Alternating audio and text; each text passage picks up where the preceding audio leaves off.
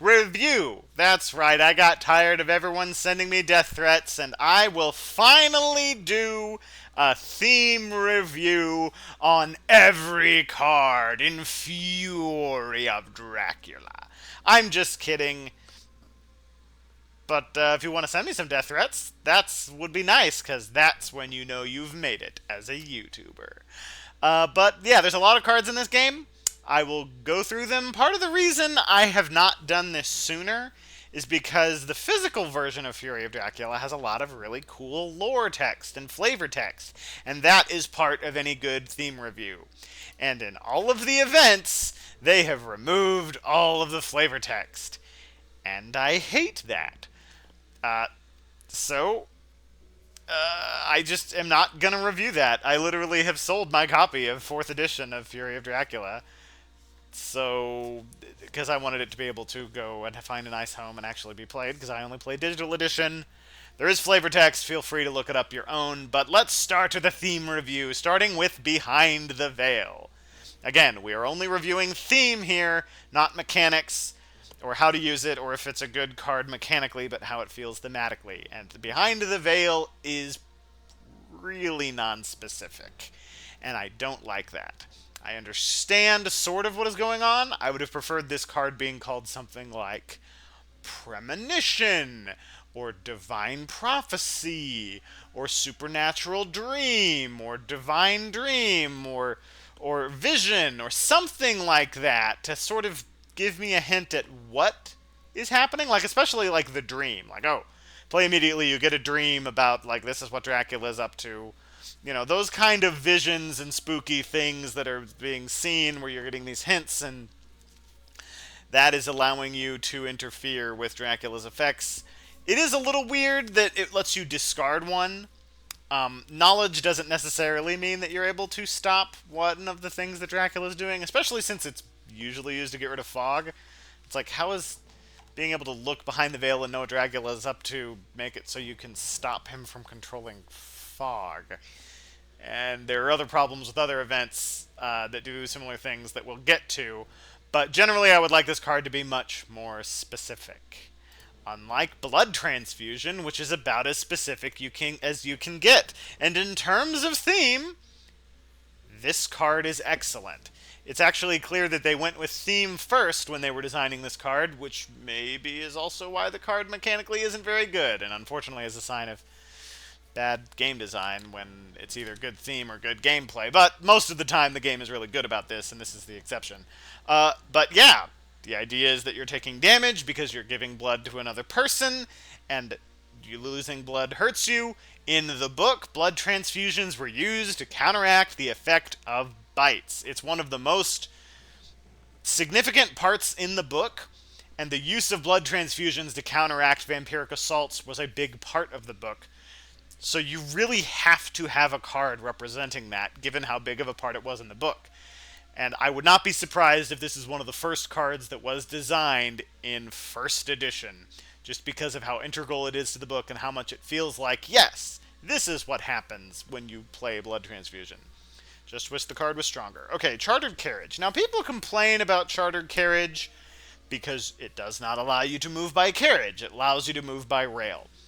As far as I know, the term chartered carriage is the correct term in the time period of buying a train car. We call now train cars, but from what I understand, it was called a train carriage, which makes sense because they had carriages at the time, you know, that were hooked up to the thing that was propelling you. So what would you call it, the thing hooked up to the locomotive? A carriage. And of course we don't call them that now. If there was another word, maybe you could name it express or something so that it doesn't confuse players. Because this is when you're being good with theme, but you have a chance to confuse players because of the accurate terminology. And if there's a way around that, that would be superior. But overall, in terms of theme, it makes just a ton of sense. Lord Godalming is wiring money to be able to rent out a train, and you just are able to avoid a bunch of your problems because you're able to use money to get an express, and you go super fast on this rail line. It's weird that False Tip cancels this. Like, I understand why it cancels it in terms of mechanics for movement, but why does getting the wrong information about where Dracula is can't counteract your money that you're using for this really good train?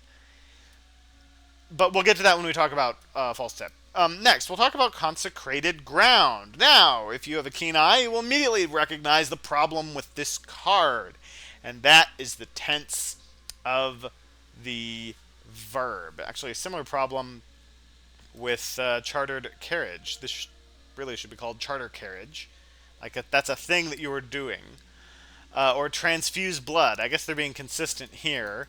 I don't know if some of their other ones are have that same naming convention, but when you have an event, I want to play consecrate ground, not consecrated ground. Like, I haven't been given a card of a thing that already exists. I want to play a card of a thing that I am doing. It's weird in terms of the like parlance to say I'm playing consecrated ground than to say I'm playing consecrate ground. Like, I am now going to have the ground consecrated. I am now consecrating the ground. That is a thing that is happening now when I play it, not I am playing this event that reveals that it was consecrated the whole time. Is that nitpicky? Absolutely. Overall, this is an excellent card in terms of theme. It illustrates that wildly powerful supernatural element, the power of Christ over the power of the devil, and how when areas are in revival and consecrating things to Jesus Christ, vampires hate the heck out of that. I love that specifically being used right outside of Rome will just nuke Dracula to death, and it just feels thematic. He can't cross over holy ground. That is a core mechanic in the lore of vampires, and it's represented very good here. It's a little weird that it can be used remotely, that the hunters can just telegraph somewhere and be like, quick, consecrate this ground so no one can get in. Also, the lore text, and I do at least know this one, the lore text talks about being consecrated ground being used defensively, of like, oh, we can consecrate this ground and it is the best place for us to retreat to away from Dracula. And it's like, there are many great uses of consecrated ground, but using it to keep Dracula from moving into your space to try to kill you, it is a thing that you can do with consecrated ground, but boy howdy is it not what you want to be doing with that card. Okay, custom search. I really like this. This is really good theme. It just tells the story. You become delayed, and then either you try to run from the police and get shot at and take damage, or you let them search you and steal all of your items. I think in second edition, this only discarded your weapons, which was an interesting thing. I was like, hey, you can't use these weapons moving across, and it actually just got rid of your weapons. But that was in second edition when events were not quite as powerful as they are in third and fourth edition. But I really love events that give choices, but that's more in card design. I'm talking about the theme here. The theme here makes a lot of sense. Regions being added made this card much easier to use. In the original version, it was just when you move to a port, which some people thought meant when you move from an ocean to a port, but is not how the card is phrased, so I don't want to get into the rules of second edition. The addition of regions made this card so much it solved a whole bunch of rules questions. Every edition of Fury of Dracula solves rules questions, but not quite all of them, because there's a lot of rules questions. Darkness Returns. I hate this in terms of theme. This is just... it's non-specific and not in a way that's justifiable. This is almost like just calling the card bad thing happens. Ooh, darkness has come back. More bad stuff happened. I'm playing the card bad stuff. What? What is this? What? So so the card doesn't do like a whole bunch of different things, so you need a vague title. It's like dawn is skipped. Okay, why? And there's no day during the next phase. So what is this?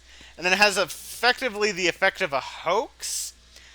I would call this card something like lethargy, or ebbing strength, or drained energy, or laziness, or something sort of to illustrate the hunters running out of stamina and they're running out of exertion and they have to they collapse and waste a day, and all of their efforts of getting cards out of Dracula's off the top of Dracula's deck, and they're for naught.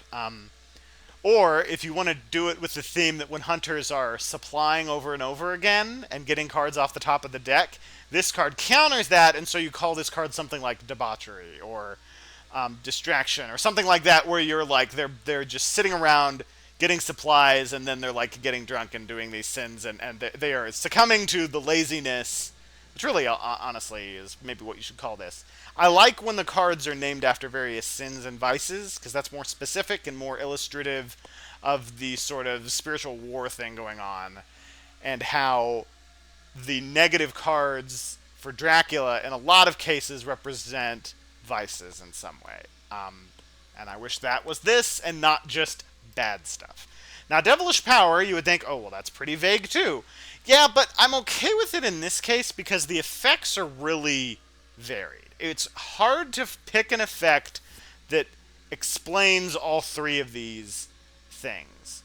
You could call it something like corrupted official, and so the official is like arresting the ally or stopping the hunters from getting new supplies or making efforts to not cause the consecrated ground from being placed. And that kind of works, but I do also like devilish power because it, again, illustrates that spiritual war part of fighting vampires, which is a big part in the book and a big part in the game, and I like that because a lot of times that can be hard to represent. And so having it be the thing that can remove the consecrated ground token, it's like, okay, yeah, you've succumbed to evil by doing the bad thing of supplying at night, which sort of represents taking that risk, and there's the chance of you sinning or being corrupted and whatnot. And so this is like, yeah, you have sinned too many times, you've become corrupted, and your faith is weakened, and the consecrated ground doesn't work. And that is, I mean, that makes sense, and it's just, devilish power. Vampires have various devilish powers that can allow them to do different things. I would have liked it to be more specific, but I'm okay with it in this case because it does varied things. Okay, Dracula's brides. Yes, Dracula's brides are not given names in the book, and they are not given names here. Good. It is interesting that they are used to place more encounters on the trail. The implication here is that you use it to place vampires on the trail, and those vampires are Dracula's brides. If I were designing the card, I might actually make it where you take the card itself and slide it under a location, and it's a special type of vampire encounter. And then the ally, where it helps you manage your encounters. Yeah, that makes sense to me. Dracula is either sending his brides to a location to bolster those locations, or he's keeping them back to help him manage his affairs. It makes sense. I like it. Good card. Enraged. This is definitely one that seemed to have been designed with theme first, because it has good theme.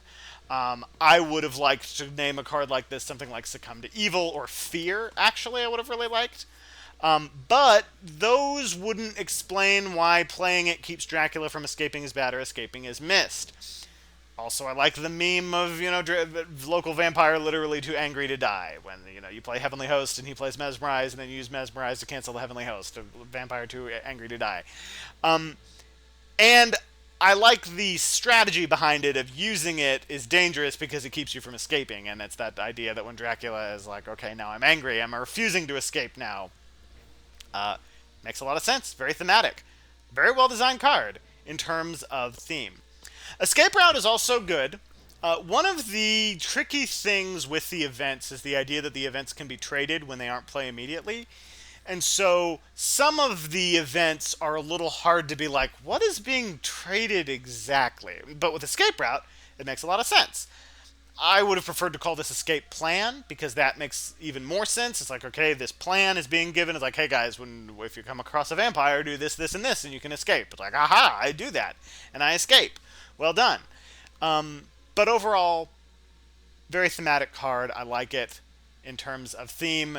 It's vague, but combats, there's so many different kinds of combats you can get into in so many different circumstances, and this being able to be used in all of those is good. And you can't get more specific than that, because more specific than you're talking about an actual item.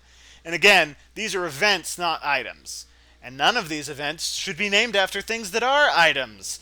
But we'll get to that. Okay, next one. Evil presence. Bad. No. Bad, bad, bad, bad, bad, bad.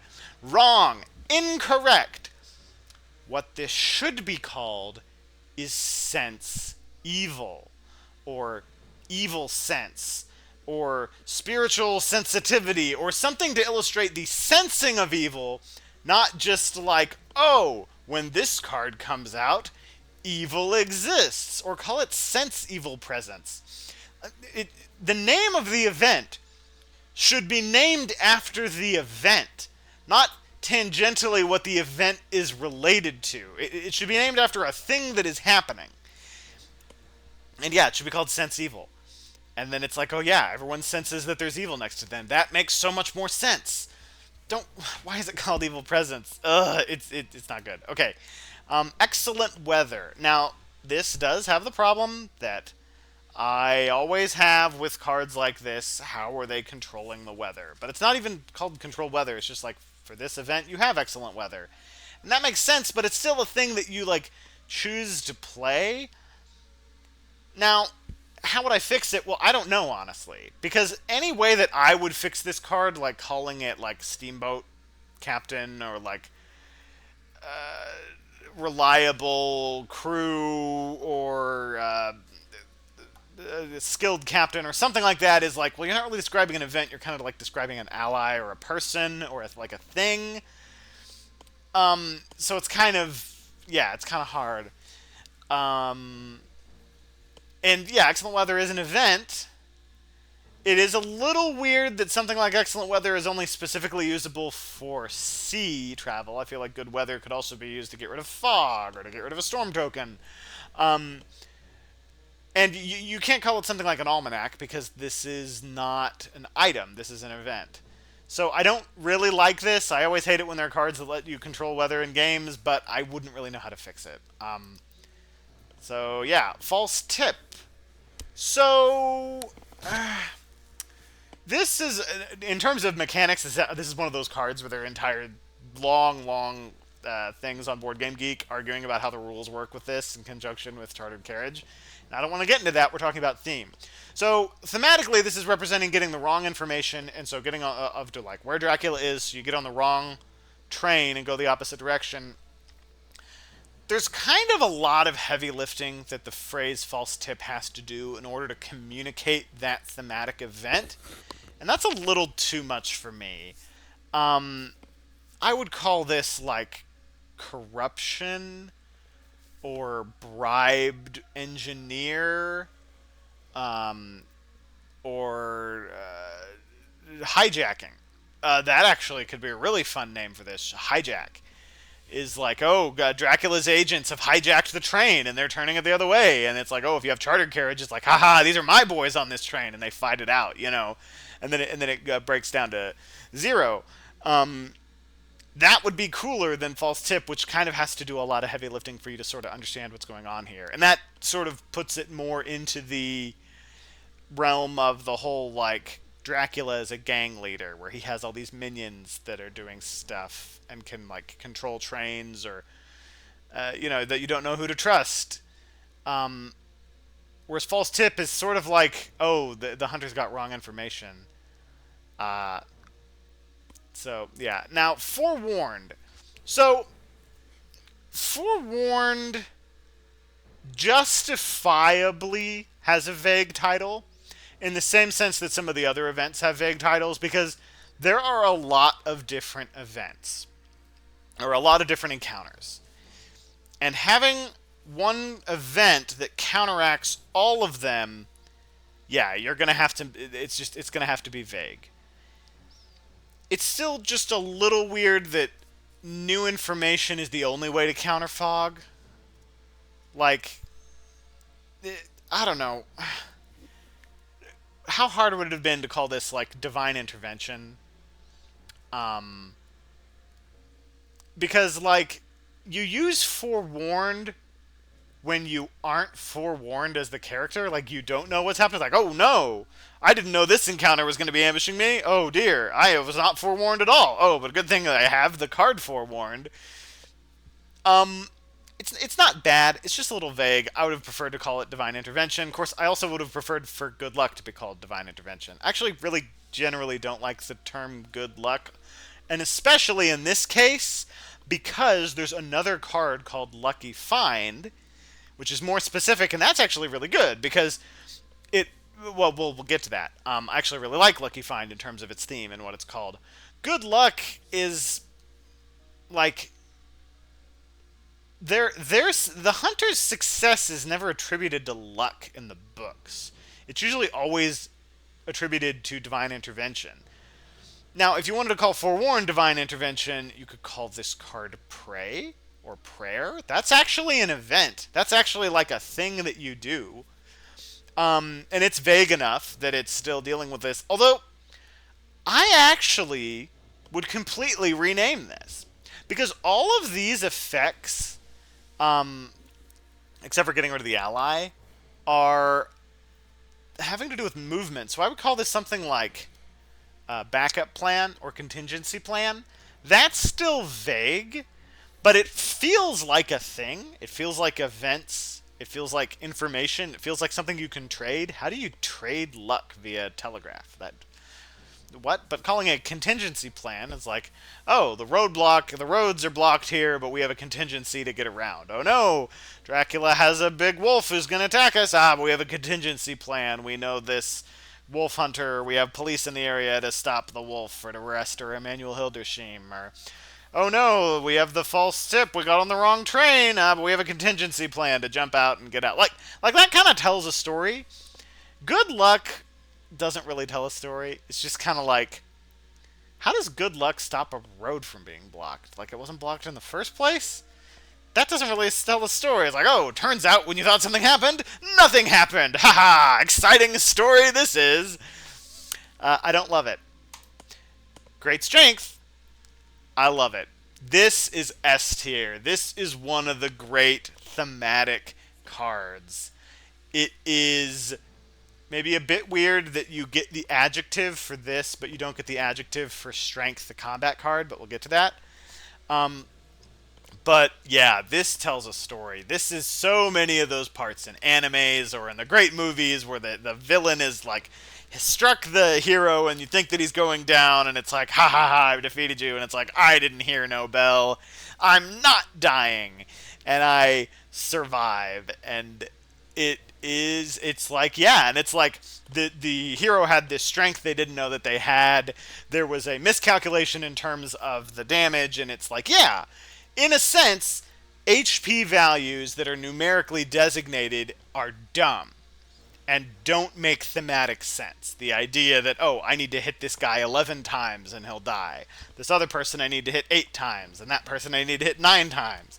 That's how combat works. And cards like this make it feel more thematic, where it's like you kind of have a vague idea of how many times you need to hit this person in order to kill him, but you don't. They could have great strength.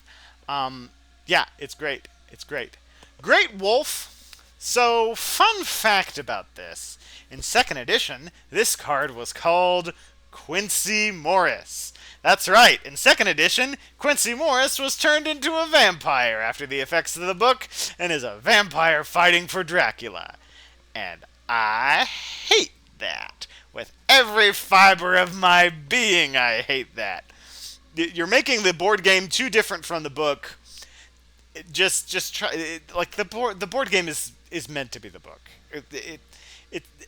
So don't try to be clever.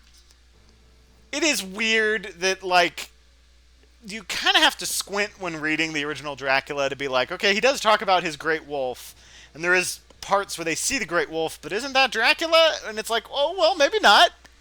Dracula can control wolves, so maybe when they're talking about his great wolf, that it's actually a great wolf. And it's kind of like, I don't know. I can't complain about this because it got rid of the stupidity of having Quincy Morris be a vampire assassin. It's fine. It's a little weird that, like, the crucifix and the heavenly host items work on the wolf, but, like, do nothing against Dracula's brides? That's weird. I really think that this card should be called Renfield. Renfield is one of the most iconic minions of Dracula, and he's nowhere in the game. It's like, oh, but he's dead in the time of this. Oh, I see. Oh, it's okay to bring Quincy Morris back as a vampire assassin, but it's wrong to bring Renfield back as a vampire assassin? Come on! Make Renfield a vampire, for goodness sake. Well, these and other strange sentences are things that I did not expect to be saying today. Okay, Heroic Leap. Thematically, it's really good. I would maybe change the name on this to Heroic Sacrifice. People often ask, what Heroic Leap? Like they're jumping? It's like, well, no, it's just kind of vaguely referencing some big heroic thing that's done. And you kind of have to make it up, and it's vague on purpose. Calling it Heroic Sacrifice sort of implies that you have to die. But I don't know, not necessarily. You can make a heroic sacrifice and not necessarily die. And that's sort of the thing, is like sometimes when you use it, the hunter dies, and sometimes not. But overall, a very thematic card. It as thematic as it needs to be. If it was more specific, I think it would actually detract from the card. So calling it Heroic Sacrifice or Self-Sacrifice might be a little better, but it's pretty good. Hidden Schemes. I had toyed around with the idea of why this should be named something different, but I think I'm okay with it. I mean, it kind of does what it says on the tin. It's like, oh, there was some encounter you didn't know about. It was hidden the whole time, and you place it on the third space. It's like, haha, you thought you had cleared this, or you thought there was only one encounter there. Well, guess what? There's another one there. Yeah, that's fine. It's vague, but you could, because it's vague, you could kind of call this card a bunch of different things. You could call it Growing Corruption. You could call it Bribe Official. And I would like those more because they're more specific. And generally speaking, I like more specific cards in terms of their naming convention. But it's not like offensive to me like some of these cards are. Hired Scouts. Yeah. I mean, it does what it says on the tin. You hire somebody, like, will send money to people to get reports on these towns. You either send agents or you contact agents that are already there. Yeah, it feels thematic. It feels good. It feels like when people play this, they know what's happening. They have an idea. Oh, this is what this does. This is what happens. Hypnosis. This is another one of those cards that's like Blood Transfusion, or is a big part in the book, and it makes a lot of sense. Now, there is a little bit of thematic dissonance here because the hunters always know when Dracula is at sea, and the explanation for this is that in the book, when Mina was being hypnotized, one thing often she was only able to give very vague information, but when Dracula was at sea, she was almost always able to figure that out because she's like, oh, I hear the sound of waves outside and the rocking of a boat, and they're like, haha, he's on a boat, he's at sea. And so, but that's always something you can do. So it's weird that part you can always do, but hypnosis you can't. However, what this is really understating is not really that, oh, this is the time you do hypnosis. You're sort of always doing... Mina's sort of always having hypnosis done to her, but this is more like hypnotic breakthrough, which maybe you should rename this to, but it's not that big of a deal. But it's the idea of they keep getting these visions. Mina keeps getting these visions, but then it's like, haha, she gets a big one. She gets oh, I just heard this person speaking French. We know that he's in France. Or, oh, I heard this person speaking Italian. You know, he's over here. Or, I heard this person being a total jerk. Now he's in, oh, I won't say the region, but you all know which one I'm talking about. No, but I'm not. I'm just joking. Yeah, the non-specificity is what makes that joke work. But the idea is, it works. Honestly, it works as a card in terms of theme. You might want to be more specific. The one time when I'm like, use 2 words to be more specific, when usually I'm complaining about extra words, like I'll get to. Emanuel Hildesheim. This is one of those kind of like, this guy was in like a half a page of the book, and he's given a whole lot of power in here. Rufus Smith has the same quote-unquote issue. But yeah, he's a human, subservient guy to Dracula, and so he gets you events, I guess. I like named characters. I like named references to the book. That's good. You could honestly swap the effects of this guy and Dracula's Brides, and there could be an argument for either one. Um, it's vague, but I like individually named people. The effect is kind of vague, so there's not much to say about it. It isn't really telling a story. But when it's a character that has so little screen time of just sort of being a corrupt port official, I think is who he was, helping out Dracula, it's just kind of like, okay, he's this minion of Dracula and he does some stuff. That's okay. It is a little weird that he's kind of this nobody and he's one of the most powerful cards in the game. Jonathan Harker. Now, his effect I actually really like.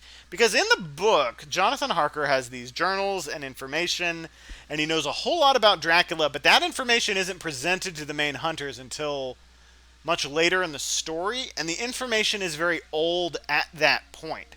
So the idea of Jonathan Harker being somebody who's able to get the hunters old information really kind of fits with what he did in the book. He got the hunters very precise old information. And that's what he does in the game. So honestly, I love it. It's a good card. Local Rumors. I love it. It's a good card. It's a little weird that it is like, it actually gives you specific information. So it's not a rumor. It's, oh, we know Dracula is exactly here, or we know he's exactly not here. It almost feels like this and Evil Presence should be switched. So that with Evil Presence, it's like, oh, I just saw a vision. I can know where I get the feeling the vampires. I know they are. He's right there. There's the vampire. Whereas the rumors, it's like, hey, we heard a rumor that Dracula's next to you, and it's like, oh snap, where is he? He's adjacent to my location. So where is that? And then that actually feels like a rumor. Also, it's a little weird that like local rumors, and then there's rumor tokens. The token and like when the rumors are local, they're good, and when they're just normal rumors, they're bad. Rumor tokens should be named corruption tokens or something like that. But overall, good card. Long Night. So this is, if I remember correctly, in second edition, Long Night was a card that made time go forwards? Or was that Unearthly Swiftness? No, I think I'm thinking of something else. This is... so I don't like this. So Long Night is describing like, oh, working at night. And so I would think that's like taking an extra action at night, but this is about travel at night, so why don't you just call this night travel?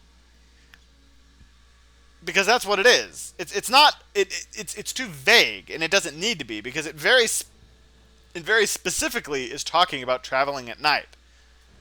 So call it night travel, or night road, or something like that. I don't know. Because just calling it Long Night is like, it's just not good. Okay, Lucky Find. This is good. So, because this, you can't call this like backup item or secret weapon. You might be able to call it secret weapon. Secret weapon might be a better term for this. But Lucky Find honestly tells a story, and it feels like an event, and the flavor text on it is really good, but we don't have that out here. And it's like, yeah, you're in the middle of a fight, and then you end up pulling open a random drawer, and there's a gun in it, or like, oh, there's a crucifix in it, and that feels thematic. It feels cool. Although the way the lore text on that makes it feel like you can play it in the middle of combat, and you have to play this at the start of combat. But yeah, the lucky part sort of illustrates if it was called Secret Weapon, it'd be like, okay, why couldn't I pick it? With Lucky Find, it's like, okay, yeah, you open the drawer and you get to grab a thing, and you draw the top 5 cards. Like, which of these do I need? What's in this cupboard? A horse. Okay, all right, it doesn't quite work there, but generally speaking, honestly, a really good card in terms of theme. Okay, Lucy's Revenge. This is another one of those S tier cards, and one of those things that just makes my fan of the book work really, really well. And it just feels so thematic when you understand the story. Lucy, of course, was turned into a vampire Godalming was her betrothed, and before they could marry, she was turned into a vampire, and then Godalming had to kill her. And so the idea of Godalming being in a fight with Dracula and him like saying the phrase "I have become Lucy's revenge" as he's trying to kill Dracula, oh, that just is so cool to me. Like that's the coolest like action movie moment. And it's like, wait, Godalming's not Lucy. Why does he have the card called Lucy's Revenge? It's like, no, Godalming is Lucy's Revenge. And so it's like he has this determination where, like, even when Dracula escapes, he's like, haha, but Godalming is so determined to catch him, like, he catches up to him. And then Dracula, like, runs away as the bat and then turns back, and then, like, Godalming's there, he's going behind a train. He's like, what? It's like, I'll hunt you down. Or the whole, like, you think you've killed me, but, I have become Lucy's revenge. Although the canceling the bitten thing doesn't keep him in the fight, but suffering the damage, that would defeat him. Yeah, it's the whole like great strength thing. I love it. It's great. It's one of my favorite cards ever in terms of theme, and it's just really good. Like nothing tells a story quite like the card Lucy's Revenge. Okay, Money Trail. Yeah, it's good. You almost could call this card Rufus Smith, because what Rufus Smith actually did was more what this is, where they're like waiting for Dracula to land so they can get information on his ports, and then it's like, yep, Dracula's here. I'm Rufus Smith, and I'm following this money trail. Here's the report. And they're like, wahoo. But of course, that wouldn't quite work because Rufus Smith is an ally, and this is this is not an ally. This is an event. But what he did was follow money trails, and so it's sort of like Rufus Smith is represented in two different cards. So it works. It honestly works really well. They have people looking at ports, checking for the aliases of Dracula, and of him purchasing things. They follow a money trail, they find him. Because traveling by boat is much more of a like buy a ticket to do it, whereas otherwise he's just like paying random people to carry him, on small little boat liners. That's right. The road paths are actually small river craft. But don't get me started on that and the theming disparity of the road movement in this game, because that's a whole other thing. Okay, Mystic Research. I like this. Kind of. It makes sense that the term Mystic Research feels like a thing Van Helsing should do. He has special information about vampires. It's a thing that he does in the book. He researches things, trying to find specifics. It feels like a thing Van Helsing should do. But the effect of this card, I feel, has more of a spiritual component to it. Like, this is a prayer of protection from the spiritual influence of Dracula. And so it allows you to protect the hunters from those events a certain number of times. And so, in terms of its effect, I feel like this should be called prayer, if we aren't calling the other good luck card prayer. In terms of its effect, I feel like this should be called prayer. In terms of the character, I feel like it should be called Mystic Research. I mean, Van Helsing prays as much as anyone in the book. They're all very Christian. All of the characters in Fury of Dracula, super Christian. The most Christian. Just like, they got Christianity coming out their ears. Because Dracula is a remarkably Christian book, like just like a flagrantly Christian book, like almost like it's beating you over the head with this like y'all need Jesus, which is part of the reason I like it. So having it be specific to Van Helsing, it's a little weird. I mean, Van Helsing does talk a lot about God, and uses that terminology a lot more than say Lord Godalming, who kind of is like, oh yeah, I'm kind of a Christian in name, but I'm not really into it. But then, like, as the book goes on, he's like, oh my gosh, vampires are real, and, like, the devil's real, and then I know God's real, and man, I'm seeing the power of God here, and he goes through this whole thing. Yeah, Mystic Research, honestly, good card. So I won't say much more about it. Now, newspaper reports. Part of me has issues with the verbing on this card. Like, I want to call it newspaper subscription, but again, then you're describing a thing and not an event. Because I feel like this could be a little better. Because what newspaper reports is describing is like a specific report of this thing. Oh, look, vampires. This thing that we see in in the newspaper, we see that this is vampires. And the act of constantly supplying is sort of the act of like your all of your characters are reading newspapers every day. But this is like you found a newspaper, is like, haha, this report actually that's vampires. So I feel like another adjective. I feel like there should be an adjective here describing it, because it's like you get newspaper reports every day, but this is a useful one, like useful newspaper reports or something. I don't know. Overall, it's a good card, and it definitely feels like it tells a story when it comes out. And I also like the fact that there are three of them, because in the book Fury of Dracula, there are three newspaper reports. And those are the Demeter. There's a newspaper report that they read regarding the Demeter. There's a newspaper report that they read regarding the wolf escape, and there's a whole interview with Thomas Builder, which is one of my favorite parts in the book because it's really funny, and Thomas Builder is a fun character who I wish was an ally in this game. And the other one is a newspaper report regarding the Bloofer Lady. I think I named all of those correctly. And that's a fun touch, that it's like the number of newspaper reports in the game are the same number of times that the POV switches to a newspaper report in the book. Fun thing. Okay, Nocturnal Visit. I don't like this. And part of the reason is, in 2nd edition, Nocturnal Visit, I think, was a card that just damaged a weakened hunter. And so they kept the name, but they changed it to, oh, this is one that lets you fight at day, or fight at night, as if it were day. And it's like, okay, so I guess that makes sense in the sense that, like, oh, we're attacking you this time, and so you can use this card on offense, and you're doing a visit. But it feels like if you're calling the card Nocturnal Visit, wouldn't you just have it trigger at night, where you get to just trigger a combat with a hunter? But then it's like, well, no, but it's like Dracula moves into the hunter's space, and then it's like dawn, and it's like, no, we're playing Nocturnal Visit to show that like the fight is happening earlier in the it's like a few hours earlier when it's still night. I think it would be really cool if this card was called Eclipse. Because then it's like, oh, this is a thing that's happened to blot out the sun. And it's like, oh, you thought it was day, but it's night now.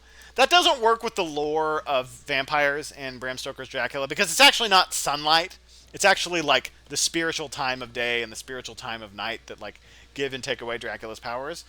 But it, it'd be fun. The card, call it Eclipse. Planned Ambush.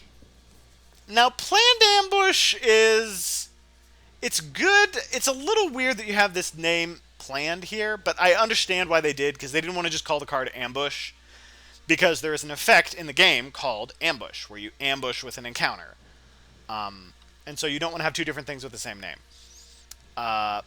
But, man, this is clearly referencing a very specific part in the book where Quincy Morris gives a bunch of orders to all of the other vampire hunters, and they plan this ambush. But that's like an impromptu ambush, not a planned one. So I almost feel like this should be called Trap. But honestly, it's good. I really like that it affects only the first round of combat, because it's like, yeah, an ambush helps you at the beginning of a fight, but not like later on in the fight. So it giving you that initial advantage makes a lot of sense. Okay. Renewed Vigor!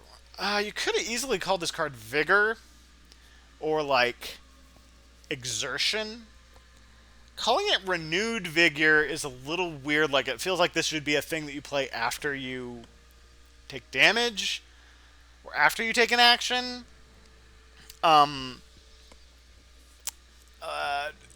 Because it's kind of vague. Like, you're getting your energy back. I feel like something like Exertion makes it feel more like an event, because this is this is one of the big ones. This is one of the best cards in the game. So I feel like naming it a thing that you do, like exerting, feels like you're playing an event. Whereas Renewed Vigor is just, it's kind of esoteric. It's just kind of like, we're feeling energetic today, I guess. I just wish it was more specific. Roadblock. Can't get more specific than this. I mean, there it is. Roadblocks. You might want to take the word road out, because the roadblocks can be used on roads or on rails. So blocked path, sabotage roads would have been also good, or just calling it sabotage. Honestly, naming this card sabotage I think might be better because then it's like, oh, we're sabotaging the rails. Like maybe the engines, the steam engines themselves are being sabotaged, and that's why this rail doesn't run. Um, but overall, good card. Rufus Smith, again, another one of those guys who's in like a page of the book, and he becomes this huge part in the game. I love it, honestly. It's good. It's still a little weird. Okay, he was the guy who kept track of Dracula at sea, so it does feel like he should be the money trail card, but in terms of how they wanted the game design, there's a little bit of disjointedness here in that how is him keeping track of Dracula make Dracula take more damage? And it's like, well, I guess he's having to avoid more sea zones. So if this was thematic, it would have to be something like, when Dracula moves at sea, he must either reveal his location or take an additional damage.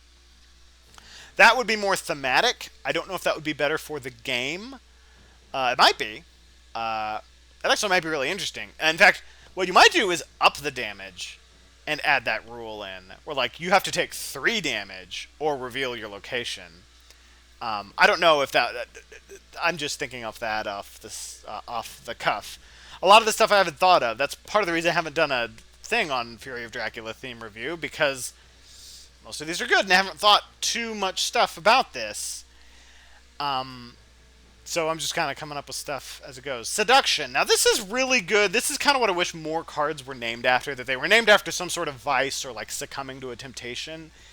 And so that it's like representing like the moral weakness of the hunters. And so like when you're supplying at night, you're having those moral failings.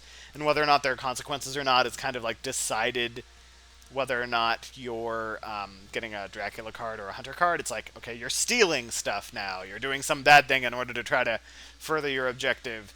And so this representing the paying off of that moral failing makes sense. I like that this is one of the only ways to avoid, that it's the only way to avoid a stake. And I like the interaction of it returning the vampire to your hand, to the hand of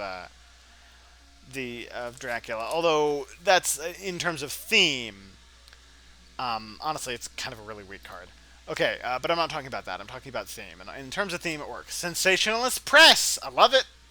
It's the fake news card. It's really funny, and it kind of makes sense. It's weird that it affects evil presence, but local rumors, yeah, the rumors were fake. Hired scouts, nope, they give you fake reports, newspaper reports. It's fake news.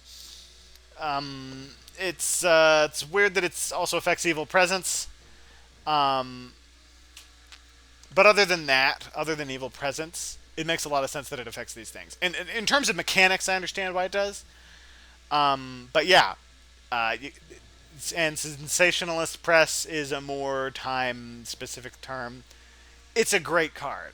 Sense of emergency. It's a horrible card. So, in 2nd edition, Sense of Emergency was a mechanic where you would get these charges of Sense of Emergency that you could use on one of 3 different things. You could use them to essentially do newspaper reports. So in 2nd edition, there was sort of like a guarantee that newspaper reports was going to happen eventually. You could use them to heal a hunter a certain number of times, if I remember correctly. And you could use them to do what this does here, which is to move a hunter. The movement was a little more different. I think it was like on a scale where you could move a certain number of spaces and take a certain number of damage based on how much you moved. And so they cut out all the other effects and they just named this card Sense of Emergency, but just no. No, don't name an event a feeling that you have. An event should be named after a thing that is happening. I'm not saying you have to name this card like automobile, because that's an item. That's not an event. This could easily be called exertion. Or you could almost name this one Long Night, or Hijack. Actually would be really fun if you wanted to name this where you're like stealing a car or something and then you take damage being attacked by, you're having to push the laws or something. But just anything but Sense of Emergency. Like, I don't even know what to name this card. There are plenty of really good options. But just no. Just don't name a card a feeling. Unless you have a really good reason to. It's not good. Sister Agatha. Love it. Just love this card. Really good theming on the spiritual warfare thing, where you have this spiritual protection as you're being prayed for by this nun, and the act of praying for people helps protect them from spiritual attack. And so the Fangs attack, it doesn't heal Dracula. It's like when he tries to drink this Christian blood, it's like the blood burns him, and he can't heal off of it. I'm like, oh, that's really cool. And like when Dracula runs away, it's like good has triumphed over evil, and he is like suffering the angelic attacks there. You could kind of pick any of the results, and there could be an argument for it, but it works with those. I'm sure there's a mechanical balance for why those different effects were chosen as what a Sister Agatha affects, but I really like when they incorporate the spiritual warfare element of fighting vampires. Speedy Telegraph. Now we talk about the scientific element of fighting Draculas, and yeah, I really like this. This is a good way to sort of show that, like, a incremental advantage of, oh, we're able to communicate faster for a certain amount of time because the telegraphs are very reliable and we're very speedy, and so we're able to coordinate our attacks in a better way. I just love it. I really love the theme on this card because the effect is very esoteric, and you would think that this is not a thematic card, but it just feels really thematic whenever I play it. You're able to switch around turns, and it just really feels like, oh, for this turn, it's almost like we have radios. We're able to communicate so good. Summon Storms. It does what it says on the tin. The card is called Summon Storms. You play it, and you summon 3 storms. Yeah, you can't get more thematic than that. Like I said, a lot of these I just don't have anything to say about. They're just, that's good. That is what this card should be called because that's what it does. It's not called Storms, like so many of these other things are just called a thing. Like this should be called Block Roads. This should be called Seduce. But Summon Storms actually gets the verb. I feel so many of these should have verbs in them. Why does this one have the verb and other ones don't? Be consistent in your naming conventions, game designers. Come on. Surprising Return. Yeah, this is good. I kind of would prefer this to be called Miraculous Return, because this kind of feels like the good luck thing, because it doesn't feel like I'm doing anything. It's just like I'm getting lucky and I'm surprised by something. If it's like Miraculous Return, it feels like there's been actual like divine intervention, or like a thing that is beyond Dracula's control. It's like, ah, dang, that stuff beyond my control. I can't fight miracles.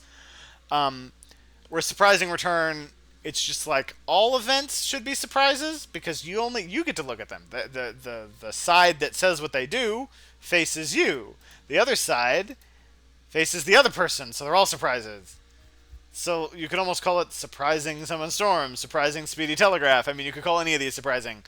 So Miraculous Return is good. The idea that you thought that someone has died or not usable anymore because, devilish power or whatever killed them, and suddenly they're able to come back. Or you thought that they already did all that they could do, but no, surprise, they come back.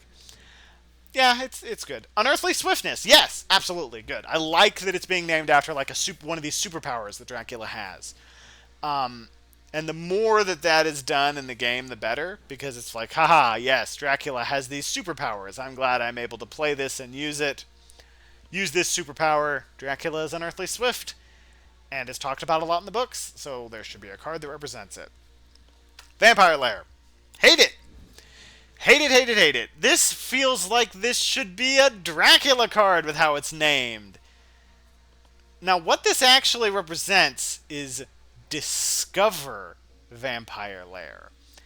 Now, I don't know if I would name it that specific, but I would just call it just another word, like Destroy Vampire Lair, or Cleanse Vampire Lair, or police assistance. I don't know, just anything. What this represents is discovering a vampire lair and staking the vampires there. The flavor text does a lot of heavy lifting here, because when you read this card, you're like, what? And then the flavor text is like, oh, hey guys, I found these vampires, and I've killed them now. And it's like, okay, you killed them after the fact, so there's still a bunch of bad stuff that they did, so the influence only goes down by 2, not the full amount. But, oh man, it's so bad. Like, lairs are what Dracula has, and vampires are what Dracula has. So why is it called Vampire Lair? It's so bad. Okay. Vampiric Influence. This is pretty good. I might call this Hypnotic Influence because Mina's not a vampire, but it's the influence from a vampire, so it's okay. I love that it's in the game thematically. It's this idea that, yeah, Mina can reach out with her hypnosis and sort of connect to Dracula's mind, but that's a two-way street. And Dracula can mess with Mina's mind, and this is a card that represents that, or with whoever else gets bitten. So honestly, I love it in terms of theme. Really good. I just maybe would change the words, but it's okay. Wax cylinders. Yeah, you know what I'm gonna say. You know, this is the event deck. Wax cylinders are not an event. Wax cylinders are the things that make a phonograph work. And even then, call it phonograph. I think most people who play this have no idea what this card is, and have no idea what it represents. It's like it's representing the. I had to look it up when I was first playing the game. I was like, wax cylinders. What is this talking about? And I was like, oh, the wax cylinders of his phonograph. I was like, that's right. Seward has a phonograph, and it's this thing that he uses to keep notes. And Mina goes on and on about, like, wow, it's so much easier to take notes on this phonograph. How cool is that? This newfangled technology that lets you record and then listen to your own words. How cool is that? That's so helpful. And so the fact that it sort of gives these helpful things for deduction and analysis, like this is helping him as like Dr. Seward the detective is able to detective better because of his phonograph. All of that is great, but like it's called the event deck. And if you're gonna have to name it after something, call it the phonograph. And then call it phonographic deduction or phonographic analysis. Or just something like that to sort of make it sound like an event. Don't make me have to use deduction and analysis in real life to figure out what this event does. Okay, wild horses. Yeah, that's good. It is weird that it's talking about the horses themselves when really it should be it should be named after the wildness. Like you could call this card control horses. Although no, Dracula can't control horses, but he has some influence over. You could call it spook horses. Then it would actually be an event, but it still, just vaguely speaking, it's a thematic card. When I play this card, I understand what is going on. It's like, haha, the horse has been spooked and he's running me off to somewhere else. This is much more thematic than like false tip. Because with the effect that it does, with the name that it has, and the flavor text is also pretty good, but it's not in the digital edition. It tells a story, and that's good. Okay, that's all the events. Now we're going to go through the location deck. So the Adriatic Sea. Here's what's thematically wrong with this card. No, I'm kidding. I'm kidding. I'm not going to... I just wanted to bring up the fact that for some reason, there's a deck of every single one of the locations. It's... That is funny to me. Okay, encounter cards. Now, I've actually talked about the encounter cards a lot in other videos, so I'm kind of breeze through these. You all know that I hate that aristocratic vampire is called aristocratic vampire. It seems to me that turning an aristocrat into a vampire is way worse than any of the other results. Also, it's weird that this is aristocratic is describing like an occupation, whereas new vampire and reckless vampire are describing like a personality trait. And it's just like each of these naming conventions is different for the vampires. This should be called aristocratic vampire. This should be called reckless vampire. And this should be called new vampire. Because it's like, oh, this is just a brand new vampire. The vampire doesn't know what's going on. Easy to stake. Just like Lucy was a new vampire and relatively easy to stake. Okay. Um, Bats. Yeah, I like this. This is kind of a funny card, and it makes sense of all of the things for the effect that you want here. Bats sort of makes sense. Because bats, it's like he's chasing you with the bats, and Dracula can control bats, so bats should be in the game. I guess you could have bats or rats have either effect, and you could kind of argue that either one does the same thing. But overall, it feels thematic. It's a little silly, but that's okay. I feel that's fine. Desecrated soil. Yeah, when you understand that Dracula's extra boxes of earth are kind of a representation of his health, and his ability to go back to those boxes of earth is one of the limitations. That makes sense. Now, calling it desecrated soil. So, the soil doesn't need to be desecrated. It just needs to be from Transylvania. So, this should be called Transylvanian soil or foreign soil. Desecrated soil does have this kind of like dark intonation and like hints at the occultic and demonic element of it. So I do really like that. But I think it kind of implies things about the vampire lore that's incorrect. Okay, hoax. I like this card except for the art. Because that kind of makes the card a little too vague. Hey, look, there's the phonograph. It makes the card a little too vague to kind of understand what's going on. So I almost would prefer calling this card Fake Vampire, which is actually what it represents, and why a stake gets rid of it. And it's sort of this idea is like, I don't know if it's a real vampire or a fake vampire, but either way, it's dead now. It's been staked. And the idea being that a fake vampire, when you leave that unattested to or uncontended with, Dracula doesn't get influence because he hasn't matured a vampire, but just like generally chaos spreads throughout Europe, as people are like, oh no, vampires, they're out and about doing things. They're like, no, it was a hoax. Whereas with the word hoax, I kind of have to think my way through all of that. And the word hoax is doing a lot of heavy lifting. So I kind of wish this was called Fake Vampire, because that tells more of a story. I already talked about New Vampire. Rats.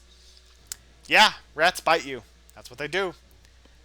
And it's a little weird that Rifle and Pistol cancel them, and honestly I think it would be better for the game if only dogs got rid of rats. That is one of those big images in the book, where literally there is like a sequence of events that feels like Dracula has played rats on the hunters, and then Lord Godalming is like, I have a whistle that will summon dogs, I can counter this encounter. And it's one of the most board gamey moments in the book, and so it should be in the board game, and it is, and that's good. I already talked about Reckless Vampire. Saboteur, good. I like that there's lots of encounters that just represent like normal people who've been bribed by Dracula to do various nefarious things. And the original game had a lot more like assassins and different kinds of fights that you would have, but Saboteur, it's good. It delays. I like that it's sort of like the Saboteur does the bad stuff and use the pistol and the rifle just to like stop him from hurting you, but he's already like broken your carriage or something, and that in order to actually protect you from being delayed, you have to have dogs that like preemptively keep the Saboteur from getting into your bag and slipping poison to your horses or whatever. And I really like that. I like that dogs are required to prevent it. And in a way, I also like that dogs are sort of required to prevent the spy effect. Except for discarding a weapon. The whole, like, discard a weapon to cancel the effect. Also, this is written really badly. So many people have read this, like, Hunter reveals all their item cards. Oh, okay. Then they discard all their tickets. Okay, we've done that. What do we do next? Oh, I may discard a weapon to discard this card without effect. Oh, oops. I already revealed all my stuff and discarded it. I didn't know there was a way I could cancel that. Oh, that's bad. That's bad card design right there. But in terms of theme, it is a little weird. It is a little wonky how this works. Oh, also the mature effect on Saboteur I like. It's another way to put Saboteur roadblocks down, and the mature effect on Spy I like. But yeah, I don't really love how it's okay. I'm discarding a weapon, and that can stop the spy. So am I emptying my bullets into him, and then I don't have the gun? But then like, what? How does that work with a knife? Which almost makes me feel like only the gun should be usable on it, because again, knife is way too powerful in this game in any event. But that's talking about game balance. I'm talking about theme. So yeah, it is weird. In terms of game balance, I definitely understand it, and it is actually a really fun, interesting choice of if you want to discard the weapon or if you want to have to lose your tickets and have him see your hand. But in terms of theme, there's some incongruity there. Okay, bodyguards. I love it. This really tells a story. It's like there's these guys, they're going to hurt you anyway, but you can reveal a weapon, like you fight them off to prevent the bad stuff. Otherwise, they steal your lunch money, knock you out, leave you lying in a street, and you're delayed. And then the idea of them maturing, and then just like Dracula has these goons walking around with him until the next fight. I love it. It feels really thematic. It's really good. Sisgani Mob. I really like this, actually. I like this idea that, like, okay, you're a hunter and you can fight anything. But it's like, yeah, if like 100 guys with knives and guns come at you, no, that's a question of you just run away. And if you want to run away faster, throw down your arms so you can run away faster, and they can rob you and steal those items instead of, knifing you.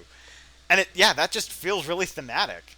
And it really, I really like the whole like uprising that will happen when they mature. And in terms of gameplay, I love its interaction with the whole item thing. Like, yeah, you want to have a lot of items, but against the mob, it's kind of like, nah, you're hosed. And so it sort of hits hunters who have a lot of things and doesn't hit ones that don't have a lot. But in terms of theme, I love it. I love that there isn't like an item that protects you from just a bunch of guys with guns. Like at a certain point, you just can't fight. And that's cool, I like that. Unnatural Fog. In terms of theme, it's really good. It's like, yeah, you can't find him in the fog. There's the fog. Dracula, in the book, can control weather. And so having an encounter that really represents that is good. I like it. It makes sense. And it's very atmospheric. And it's like, yeah, smoke bomb. I like that. Wolves. I like the wolves. Some people don't like that the dogs can fight the wolves, but I'm like, come on. Dogs can fight wolves.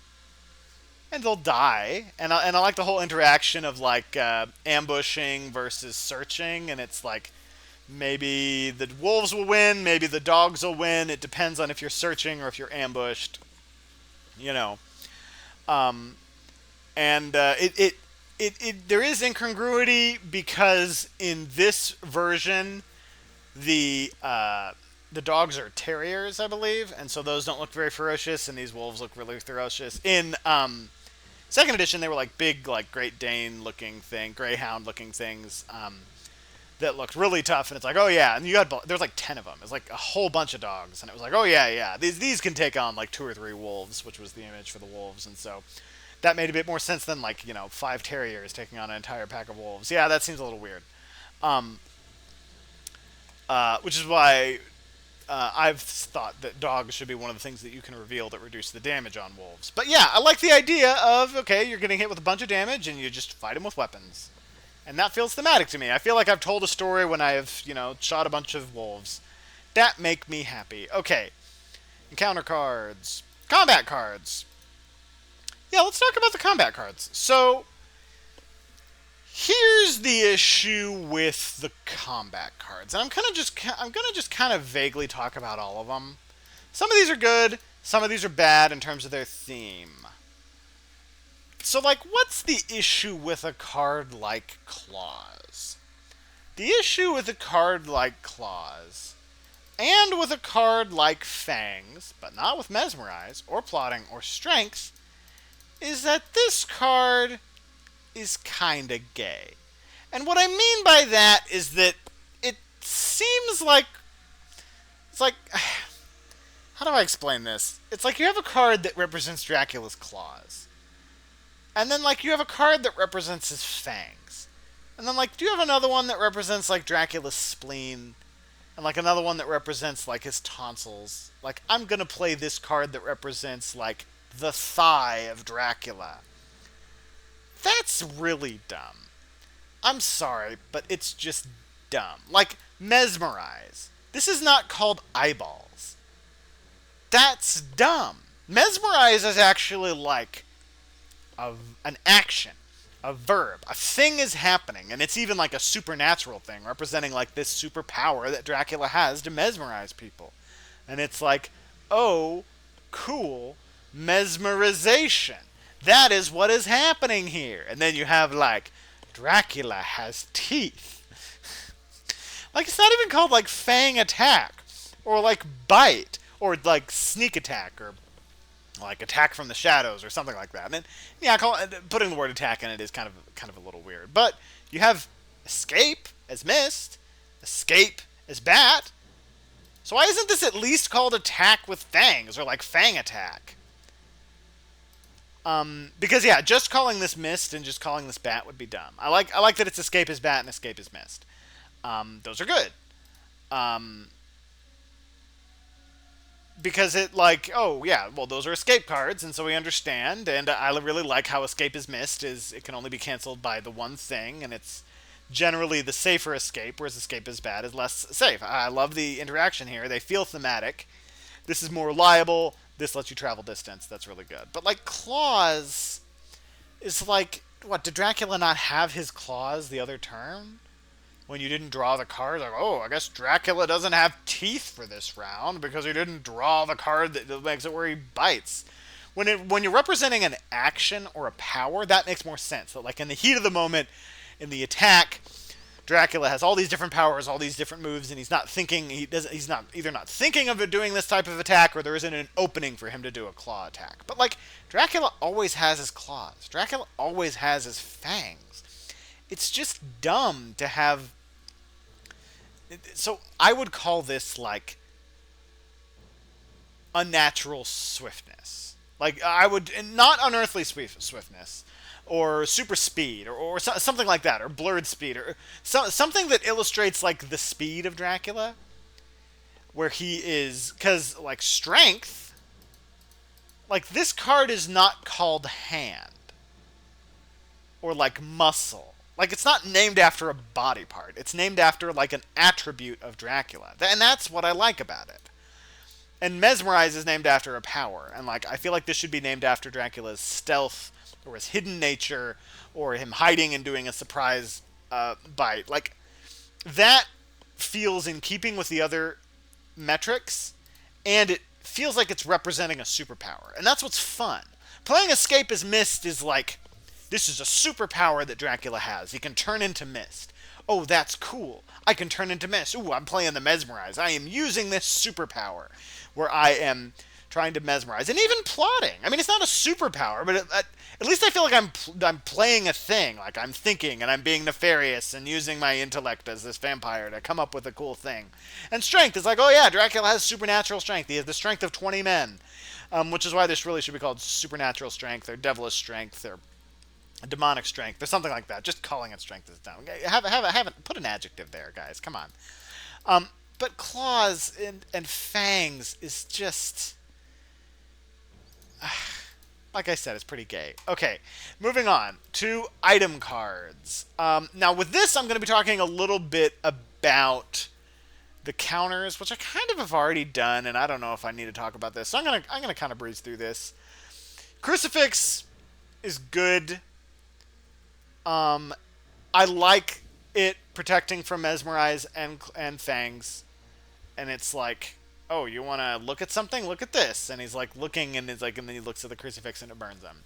Or the fangs being like this sneak attack, which is really what it should be called, surprise attack or sneak attack or attack from the shadows. And so the idea is that when you have the crucifix out, and he tries to reach up behind you, you wear the crucifix around your neck, and it protects your neck. All that makes sense. It's still a little weird that it is not passive like Garlic Wreath is. Like, I almost feel like Garlic Wreath's effect should be the same as the crucifix. But I'm okay with it, because the crucifix also, in the book, is used actively. Like, people always get this wrong about the crucifix, but in the book, the crucifix, like, when they're holding the crucifix and Dracula's there, John Seward literally shoots out, like, a telekinetic blast that knocks Dracula down.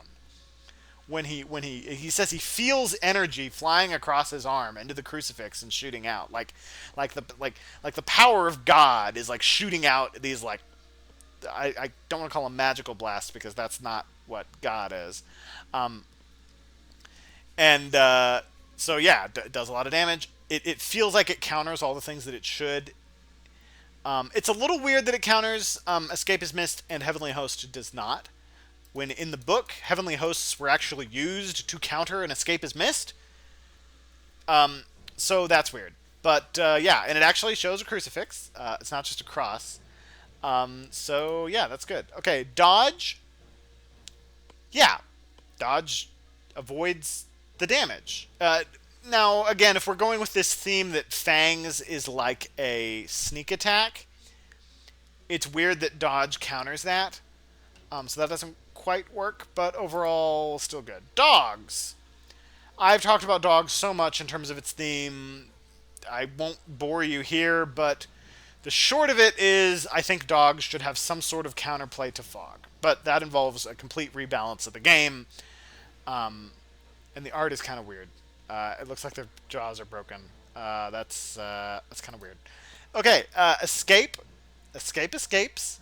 And it feels like what it counters is more for balance than for theme. But I do kind of like that. It's like strength is kind of the slow attack. And so it makes sense that it counters that. Whereas fangs, again, if we're like with the sneak attack and like you're running away, it's like you're running away and then, oh no, they snuck up and they were in front of you the whole time. And they still do the damage as you escape. And plotting is like, yeah, he sits there and he's thinking and then you run away. Plotting is the least thematic in terms of what cancels it. And there kind of is no way to getting around that. So I don't really judge the game too harshly for that. For fast horses is its own thing. It's like, okay, what is a normal movement? Are you not using horses? I guess you're moving by carriage. And is it faster to take a single horse than to move by a carriage? I don't know. So I almost feel like this card should be called Carriage? But, I don't know. It's fine. It shouldn't be called Fast Horse, also. An individual horse, but it's like, no. You have multiple horses, you switch horses in order to go faster and further. I still think it should be called Fast Horse. Okay. Garlic. Oh, I hate this. I hate it so much. Do you know why I hate this? Well, there's a bunch of reasons. But first of all, look at this art. You see how you don't see the edge of the garlic?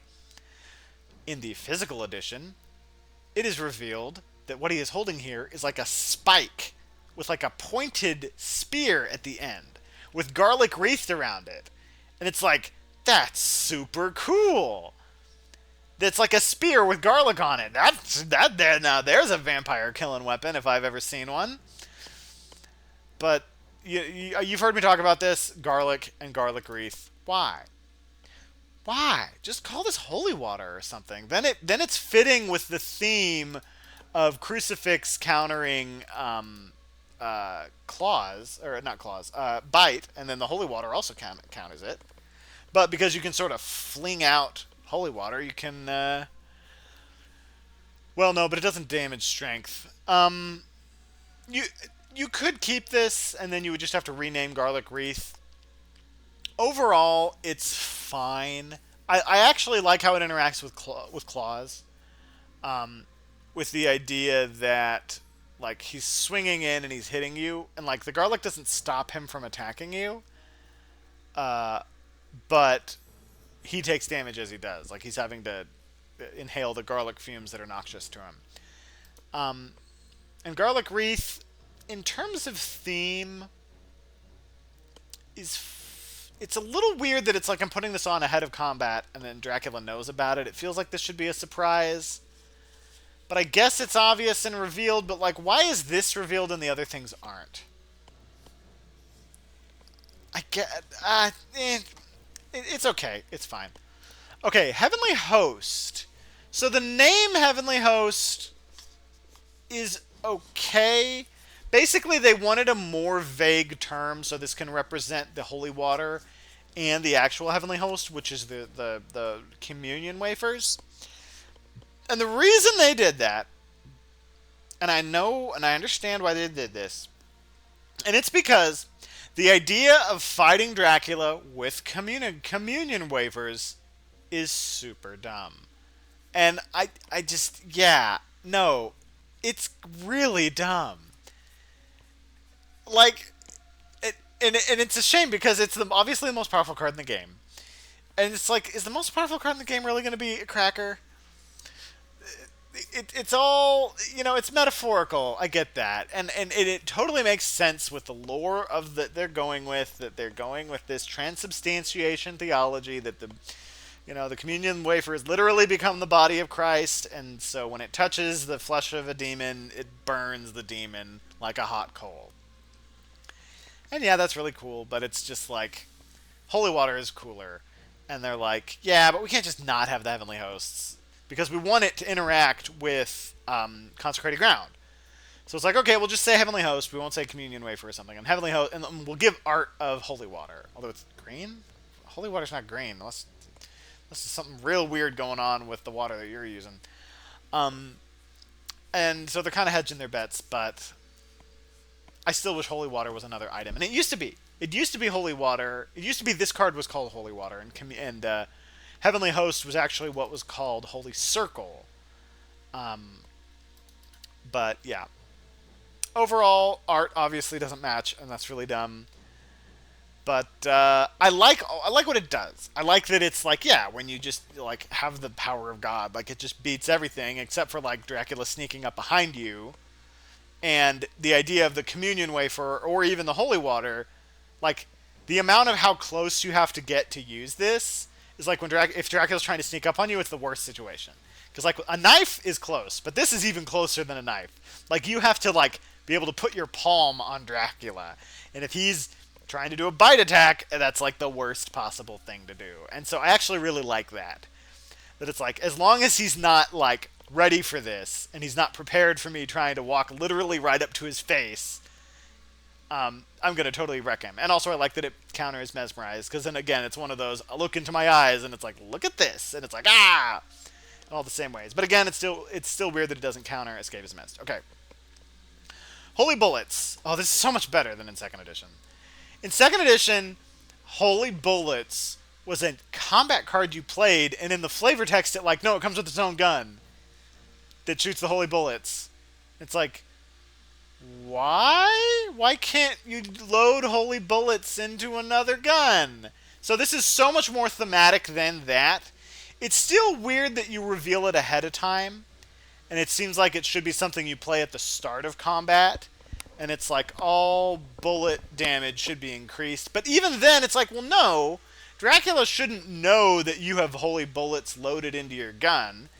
So honestly, I think it still works. I think it actually works just fine the way that it is. It's like you had holy bullets loaded into your gun, and there's kind of not a reason to not play it, at least against Dracula. Against new vampires, actually, there can be a reason not to play it, because you only want to get the killing blow. So in that circumstance, it can be a little weird. But, yeah. Honestly, really thematic card. It tells a story. It makes sense. It can be used on rifle and pistol so much better than in second edition.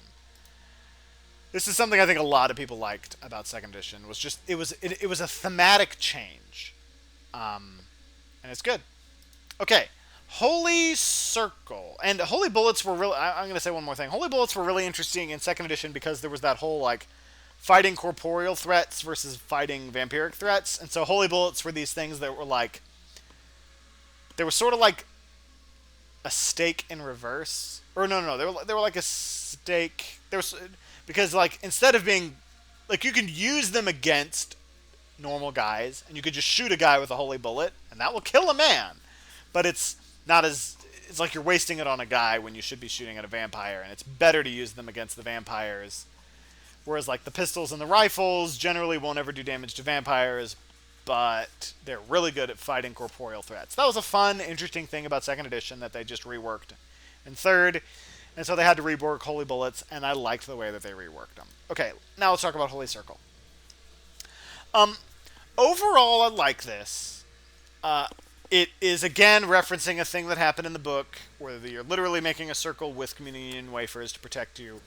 The art doesn't really match up because it's showing a flaming circle? And are those vampires in the back, or are those like is that a Sagani mob? It looks almost like those almost look like zombies. It's weird. It's weird. The art is weird on this.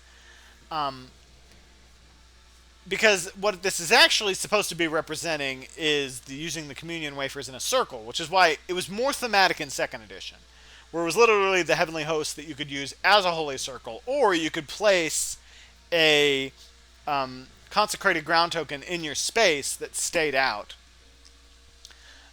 which I actually like in terms of strategy. That's really interesting. Like, in order to do a consecrated ground setup, you have to do it ahead of time. Although the problem with that is that there were certain locations that were just really good to put down consecrated ground. People would just use the heavenly hosts there. So they've reworked it and made it a little less thematic, but not anti-thematic. Like, this makes sense. The art just isn't showing like the circle here. And it's like, how is this different than Heavenly Host? So I'm a little unsure what is actually represented here if this is not a Heavenly Host. So that's weird. Okay, knife. Yeah. The only issue I have with knife is I don't know why this cancels escape is bad. I have had ideas on reworking the countering system to be a little more thematic, where the guns cancel escape is bad.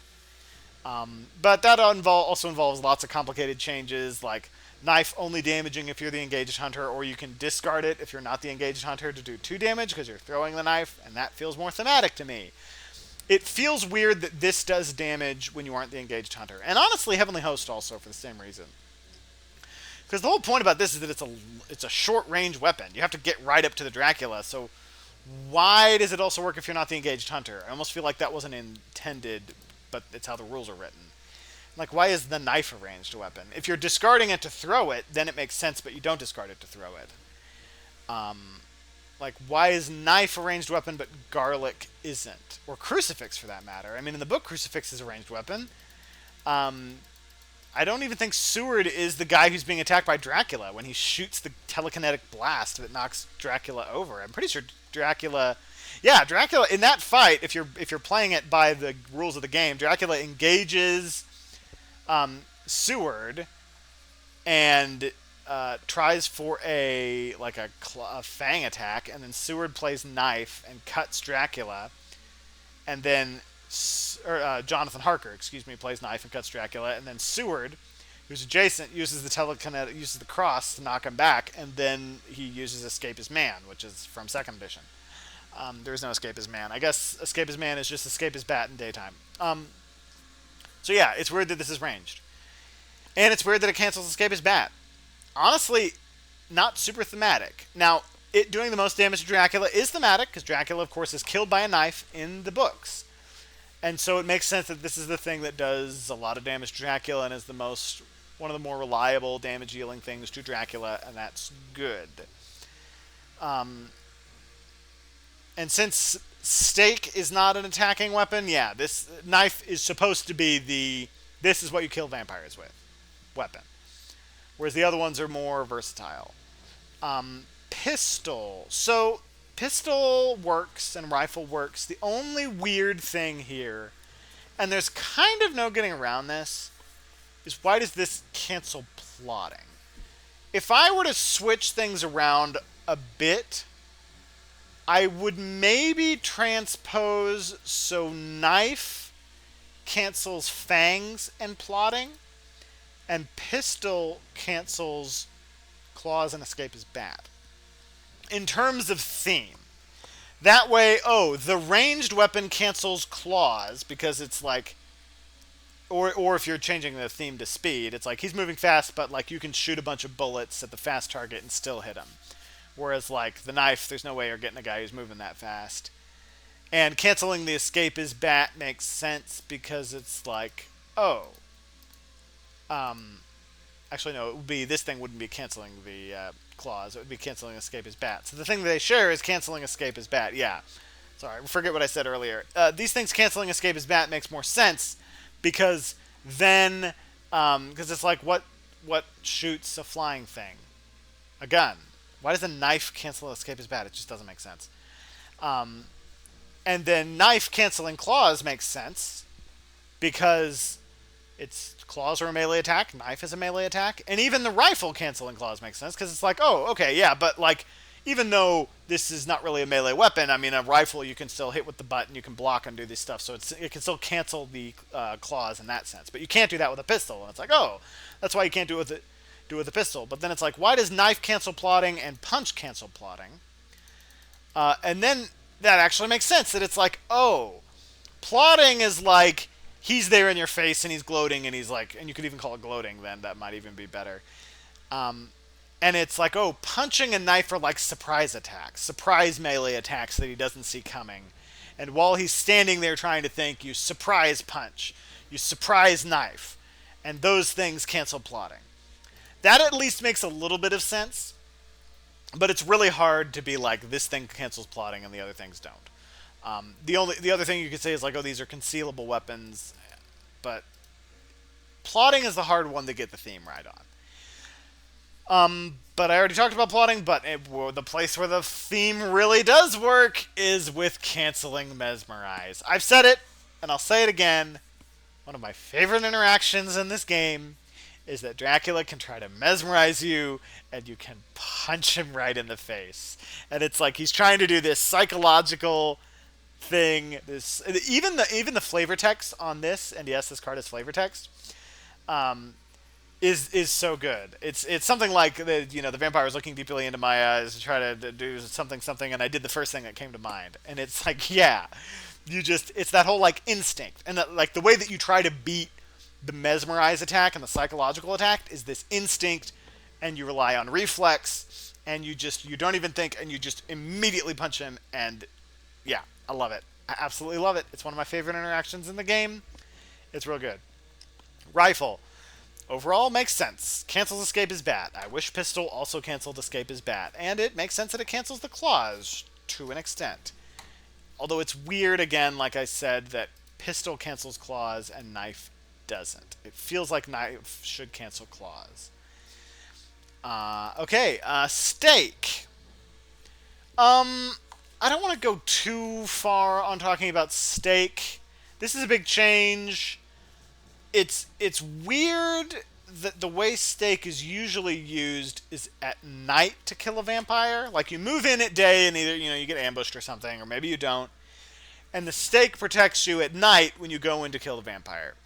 When in, like, the story of Dracula, a stake is useful at day when the vampire is sleeping. You just go in and kill it. So there is thematic incongruity there. You could say that thematically what's going on with the stake is the vampire ambushes you in the day or whatever, then it goes home, and then before nightfall you go in and stake it, and that night you just sleep or something. I don't know. I mean, that is effectively what is going on, but the fact that the action is used at night and protects you from vampires at night, there's thematic incongruity there. But overall, it honestly makes sense. And I overall like it. Do I have anything to say about the power cards? Dark Hall is good. Feed is good. Hide is good. You stay in place. You could call it Lurk or something, but honestly, these are good. I like these names. I like these effects. Misdirect, I like that it's a little more vague because you can use it in a bunch of different ways. Although sometimes you don't use misdirect to misdirect, but oftentimes you actually do. And wolf form, yeah. I like wolf form. I like that wolf form obfuscates significantly because that's what it did in the book. And I like that wolf form can be used from C because that is also how it was used in the book. This is definitely theme comes first, and in this case, gameplay also comes first. It's a great card, and it is a great effect on the game, and it makes sense, and yes, Dracula's a werewolf. Get over it. Learn your lore. I think that's everything I have to say about every single card. Man, this went on for a long time. I'm going to go have a drink of water, and you should go have Godspeed.